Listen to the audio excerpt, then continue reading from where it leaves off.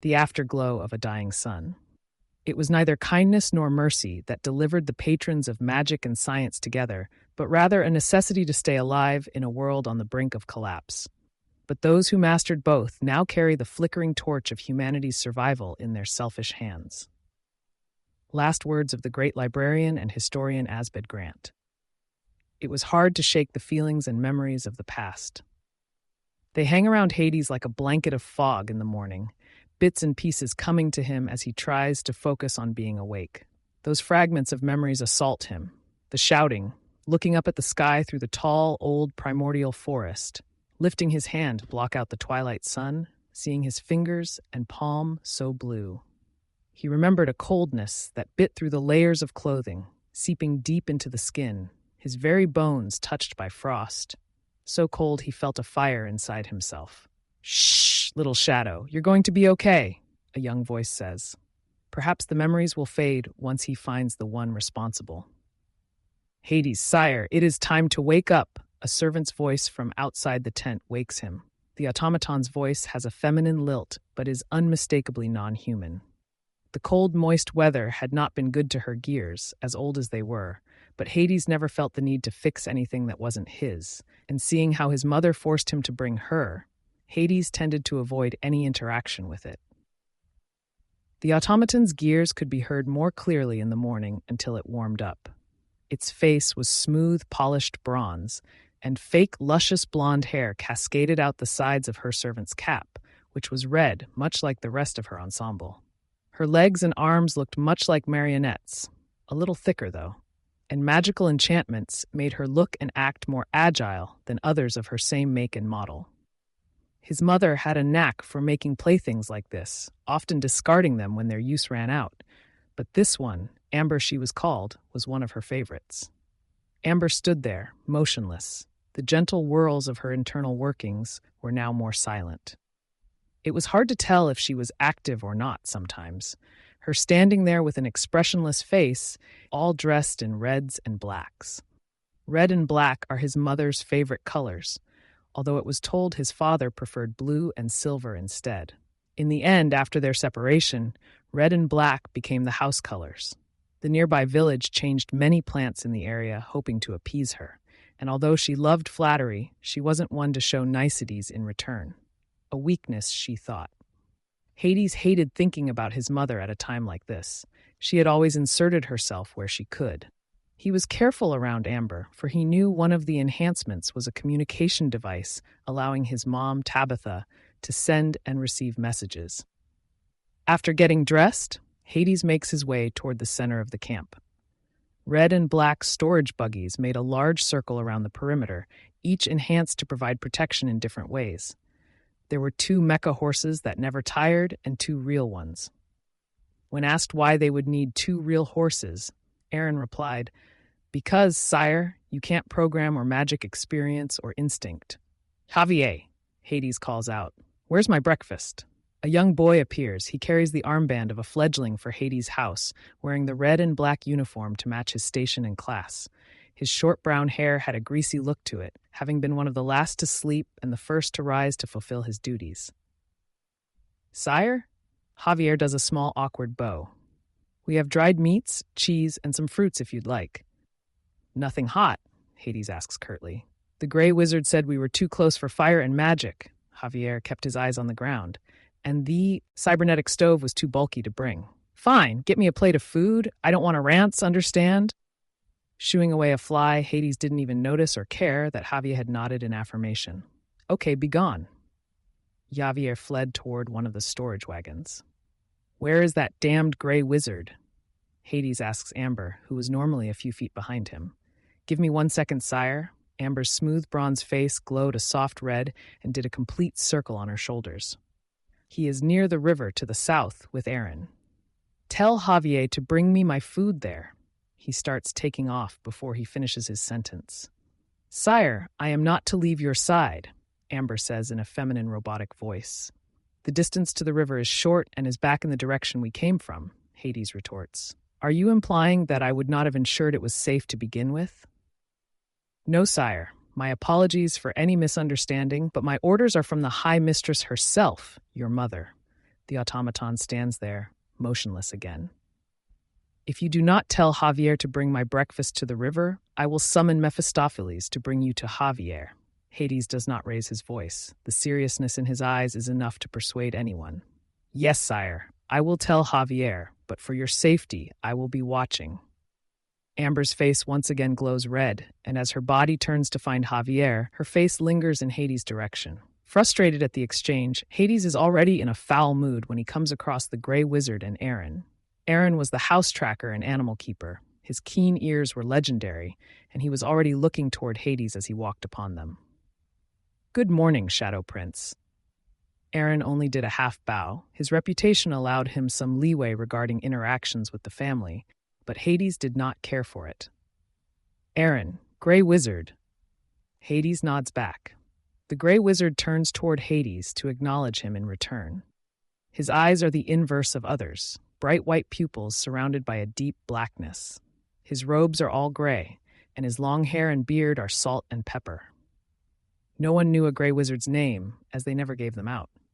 Nobody knew why, but some of the typical rumors included knowing one's name could be dangerous, that they are stripped of them when they don't the gray and their eyes undergo the change, just to be more ominous. No one really believed the last one. Grey Wizards were a key part of expansion into the Darklands. They were of an unnatural power, no doubt, and they couldn't be controlled, so if one worked alongside any house, they were to be respected and left alone. There was no need for a Grey Wizard to appear ominous, since their very nature made them ominous.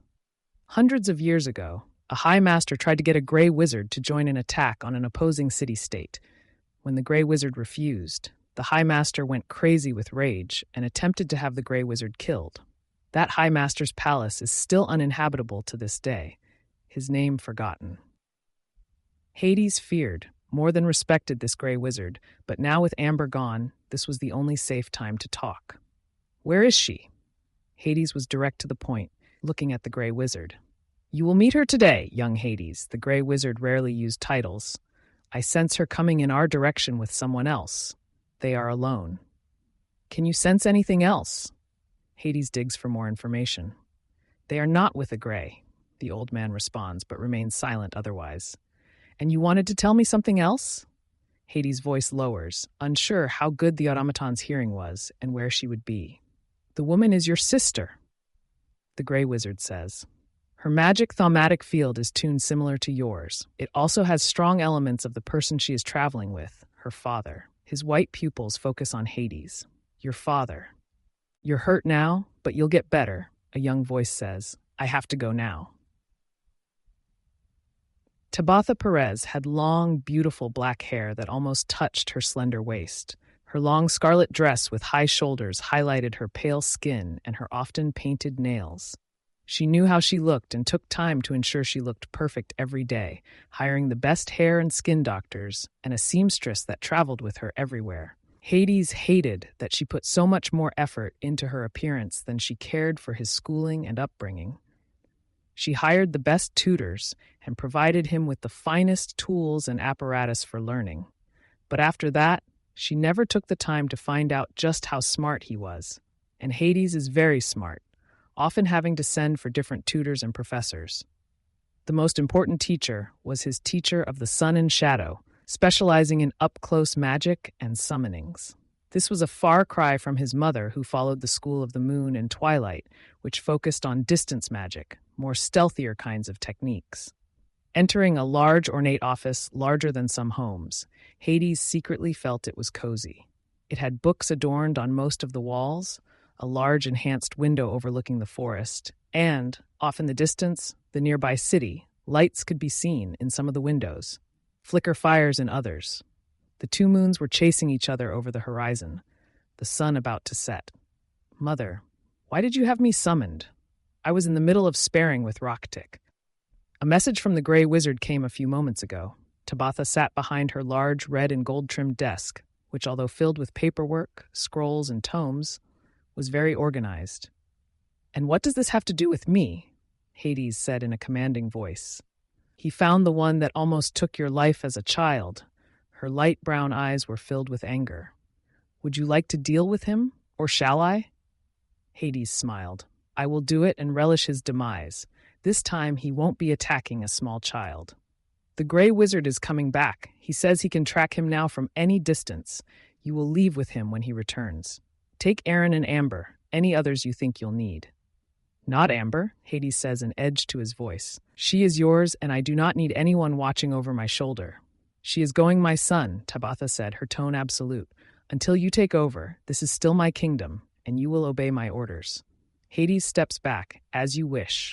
I won't forget, will you, little shadow? The young voice asks. Realization dawns on Hades's face. She knew. She never talks about my father, and never told me I had a sister. There was a brief silence while Hades digested this news. I want to give you advice. The Grey Wizard had concern in his eyes. You have learned the ways of a leader and have always had status. Going forward, you must look past yourself. You are not the only one with responsibilities and their life on the line. What do you mean? Hades responds a bit too harshly. Aaron was looking away already, eyes always watching off into the distance. The Grey Wizard met Hades's stare, emotionless. I mean, is there a reason you give this advice? Hades' soft tone made even Aaron raise his eyebrows. Yes, the Grey Wizard said nothing more. Amber comes this way, Aaron says in a low whisper. He sniffs the air, along with your food. Once Hades, Amber, Aaron, and the Grey Wizard were ready to travel, they took off. The rest of the camp would be packed up and catch up later. In the lead, the Grey Wizard directed them, and they rode for hours. The two horses had to rest twice while the day went on, the sun already on its descent. The first moon, the larger one, was already high in the sky. As evening was starting to settle in, the second, smaller moon was just now cresting over the horizon, catching up with its sibling. Twisted trees and long grass, mostly yellow, swayed with the breeze. Large boulders dotted the horizon, and in the distance, large snow-capped mountains took up the majority of the sky. Larger than any other mountain range found so far, it was often avoided. The road they traveled on was mostly dirt now, but remnants of bioconcrete could be found here and there. Aaron had said it was over 1,000 years old. Lost in thought, Hades barely noticed the scenery around him. Why would his mother not tell him it was his father who had almost killed him when he was young? Why send him with the intent of deadly revenge? And most surprising of all, why did the Grey Wizard tell him? Hades knew his mother was not to be trusted. He had seen what she does to the people that displease her. He himself had learned a lot from her actions. Once a visiting prince mentioned how similar Hades and Tabitha were, which would have turned into a bloody fight had Amber not been there to intervene. Promise me you won't forget me. There is pain in the young voice. Hades! Aaron calls out, snapping him back to the present as an arrow flies by his head. They all stop and stare at the two figures sitting atop a large boulder, just off the side of the road. A man with long black hair and a gray streak on both sides stood next to a young woman around Hades' age. She had dark hair, much like her mother's, only it was cut short. Both wore the colors of blue and silver. The man had a giant scythe strapped to his back, while the woman seemed armless after having put down the bow and arrow. How did we miss them? Amber asks, her deadly jagged daggers in her hand. Don't worry, the man says. I know about your shields. Even a direct hit would have done nothing. We just want to talk, the young woman cuts in. If you're capable of such a thing. Anger rises in Hades. Why would I want to talk with the man who tried to kill me as a child, and whoever you might be? Oh, you know who we are, the man says. Allow me to introduce ourselves. This is Bridget, and I am Cronus. I am your father. Before Cronus could finish his sentence, Amber lunged at them. With her enchanted legs and agility, she could jump where she stood and still make it to them 10 meters away in one bound. No, Hades commanded, but knew his mother was in control now. But the automaton froze in midair. Blue electricity engulfed Amber, and she went limp. It fell to the ground unmoving. As I was saying, I am your father, and this is your sister. Cronus waits and looks for surprise, but when none comes, he looks to the Grey Wizard. You figured it out, didn't you? The Grey Wizard shrugs. What do you want? Hades steps forward. We want what's ours rightfully, Bridget says. Give back our lands and estate. Hades shakes his head. No? Then we will wage war, and many will die over a family squabble. Cronus says, flourishing